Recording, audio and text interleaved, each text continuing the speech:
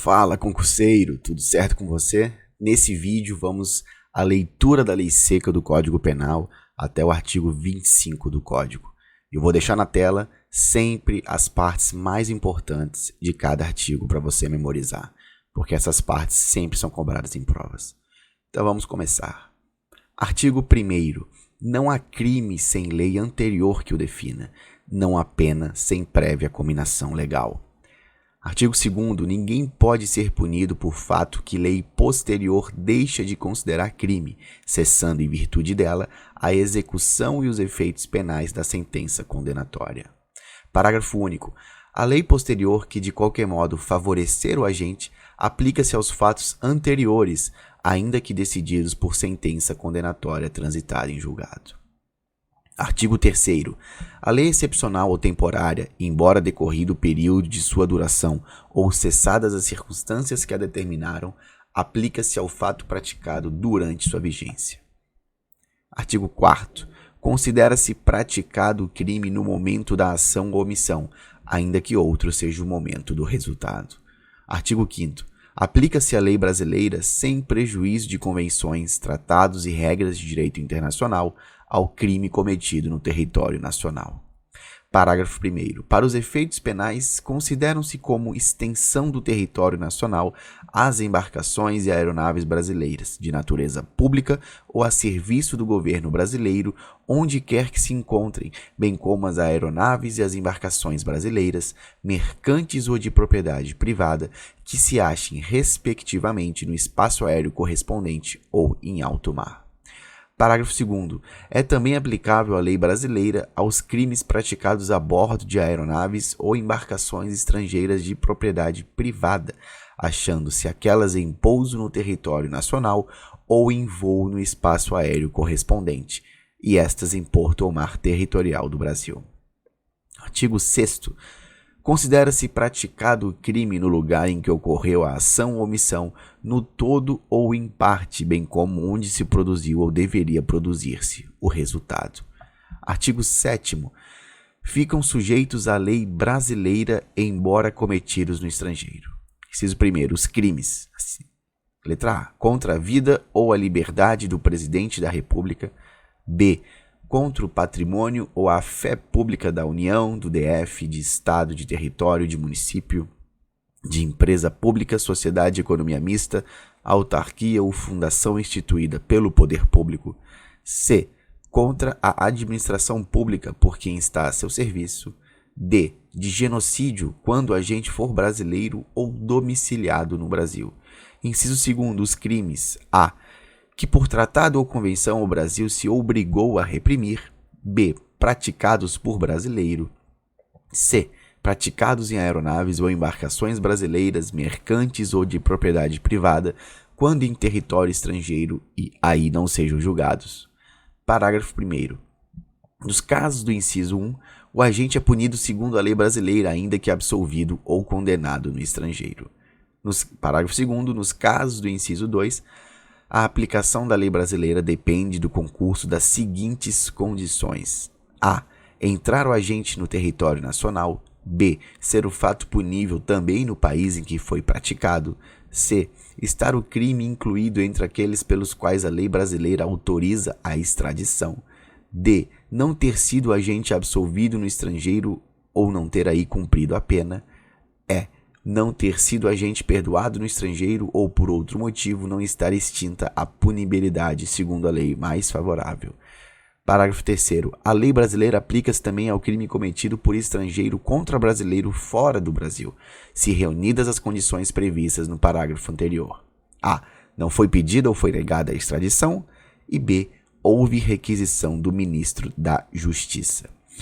Artigo 8º. A pena cumprida no estrangeiro atenua a pena imposta no Brasil pelo mesmo crime, quando diversas, ou nela é computada quando idênticas. Artigo 9º. A sentença estrangeira, quando a aplicação da lei brasileira produz na espécie as mesmas consequências, pode ser homologada no Brasil para: inciso 1º. Obrigar o condenado à reparação do dano, a restituições e a outros efeitos civis. Inciso 2º, sujeitá-lo à medida de segurança. Parágrafo único. A homologação depende: a. Para os efeitos previstos no inciso 1º, de pedido da parte interessada, e b. Para os efeitos da existência de tratado de extradição com o país de cuja autoridade judiciária emanou a sentença, ou na falta de tratado, de requisição do ministro da Justiça. Artigo 10. O dia do começo inclui-se no cômputo do prazo. Conta-se os dias, os meses e os anos pelo calendário comum. Artigo 11. Desprezam-se nas penas privativas de liberdade e nas restritivas de direitos as frações de dia e de pena de multa, as frações de cruzeiro. Artigo 12. As regras gerais deste Código aplicam-se aos fatos incriminados por lei especial, se esta não dispuser de modo diverso. Artigo 13. O resultado de que depende a existência do crime somente é imputável a quem lhe deu causa. Considera-se causa a ação ou omissão sem a qual o resultado não teria ocorrido. Parágrafo 1º. A superveniência de causa relativamente independente exclui a imputação quando, por si só, produziu o resultado. Os fatos anteriores, entretanto, imputam-se a quem os praticou. Parágrafo 2º. A omissão é penalmente relevante quando o omitente devia e podia agir para evitar o resultado. O dever de agir incumbe a quem: a. Tenha por lei a obrigação de cuidado, proteção ou vigilância. B. De outra forma, assumiu a responsabilidade de impedir o resultado. E C. Com seu comportamento anterior, criou o risco da ocorrência do resultado. Artigo 14. Disse o crime. Inciso 1º. Consumado quando nele se reúnem todos os elementos de sua definição legal. Inciso 2º. Tentado quando, iniciada a execução, não se consuma por circunstâncias alheias à vontade do agente. Parágrafo único. Salvo disposição em contrário, pune-se a tentativa com a pena correspondente ao crime consumado, diminuída de 1 a 2/3. Artigo 15. O agente que voluntariamente desiste de prosseguir na execução ou impede que o resultado se produza, só responde pelos atos já praticados. Artigo 16. Nos crimes cometidos sem violência ou grave ameaça à pessoa, reparado o dano ou restituída a coisa, até o recebimento da denúncia ou da queixa, por ato voluntário do agente, a pena será reduzida de 1 a 2/3. Artigo 17. Não se pune a tentativa quando, por ineficácia absoluta do meio ou por absoluta impropriedade do objeto, é impossível consumar-se o crime. Artigo 18. Disse o crime, inciso 1º, doloso quando o agente quis o resultado ou assumiu o risco de produzi-lo. Inciso 2º, culposo quando o agente deu causa ao resultado por imprudência, negligência ou imperícia. Parágrafo único. Salvo os casos expressos em lei, ninguém pode ser punido por fato previsto como crime, senão quando o pratica dolosamente. Artigo 19. Pelo resultado que agrava especialmente a pena, só responde o agente que houver causado ao menos culposamente. Artigo 20. O erro sobre elemento constitutivo do tipo legal exclui o dolo, mas permite a punição por crime culposo se previsto em lei. Parágrafo 1º.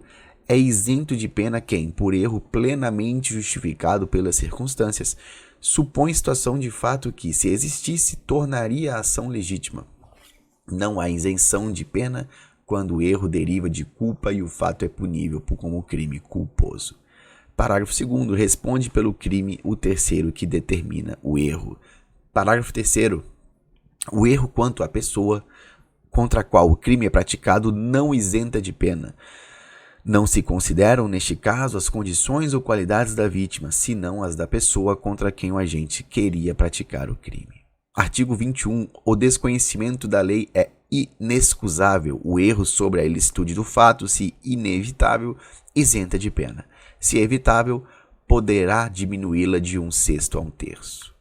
Parágrafo único. Considera-se evitável o erro se o agente atua ou se omite sem a consciência da ilicitude do fato, quando lhe era possível, nas circunstâncias, ter ou atingir essa consciência. Artigo 22. Se o fato é cometido sob coação irresistível ou em estrita obediência à ordem não manifestamente legal de superior hierárquico, só é punível o autor da coação ou da ordem. Artigo 23. Não há crime quando o agente pratica o fato, inciso 1º, em estado de necessidade. Inciso 2º, em legítima defesa. Inciso 3º, em estrito cumprimento de dever legal ou no exercício regular de direito. Parágrafo único. O agente que, em qualquer das hipóteses deste artigo, responderá pelo excesso doloso ou culposo. Artigo 24. Consideram-se em estado de necessidade quem pratica o fato para salvar de perigo atual que não provocou por sua vontade, nem podia de outro modo evitar, direito próprio ou alheio, cujo sacrifício nas circunstâncias não era razoável exigir-se. Parágrafo 1º. Não pode alegar estado de necessidade quem tinha o dever legal de enfrentar o perigo. Parágrafo 2º. Embora seja razoável exigir-se o sacrifício de direito ameaçado, a pena poderá ser reduzida de 1 a 2/3. Artigo 25. Entende-se em legítima defesa quem, usando moderadamente dos meios necessários, repele injusta agressão atual ou iminente a direito seu ou de outrem.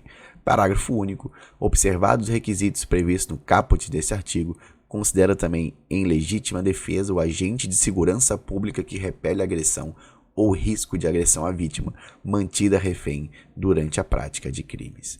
Esse foi o vídeo de hoje, eu espero que você tenha gostado. Se gostou, deixe o seu like, que é muito importante para eu continuar trazendo mais conteúdos assim. E também se inscreva no canal para você ficar por dentro de todas as novidades aqui do Código Penal e de outras leis. Forte abraço e até a próxima.